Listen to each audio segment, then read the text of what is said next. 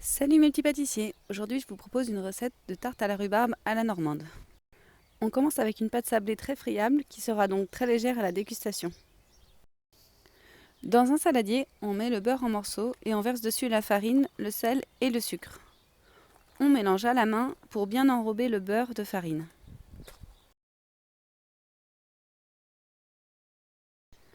On continue jusqu'à obtenir vraiment des miettes de beurre.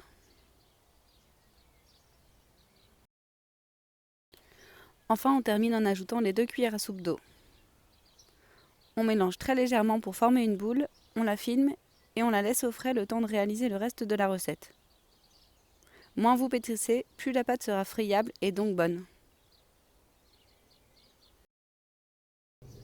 On passe à la garniture de la pâte qui se divise en 2 parties. On commence par la crème normande qu'on versera sur la rhubarbe. On casse les 2 œufs, avec les 50 g de sucre, on fouette bien. Puis on ajoute les 20 cl de crème. On laisse de côté et on passe à la cuisson de la rhubarbe. On commence par éplucher la rhubarbe pour enlever les fils et les parties abîmées.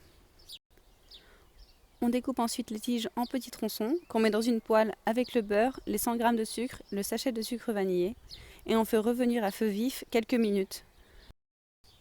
Une fois que la rhubarbe est cuite, on va passer au montage de la tarte.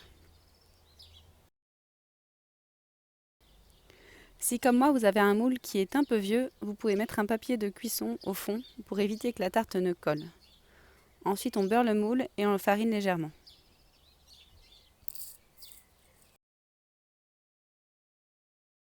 Pour le fonçage de la pâte à tarte dans le moule, il y a 2 techniques. Soit on l'étale à côté si elle n'est pas trop friable et qu'elle est bien froide, et ensuite on la met dans le moule, soit on la met directement dans le moule et on étale à la main, un peu plus à l'ancienne. On égalise bien les bords pour que la pâte remonte jusqu'en haut du moule.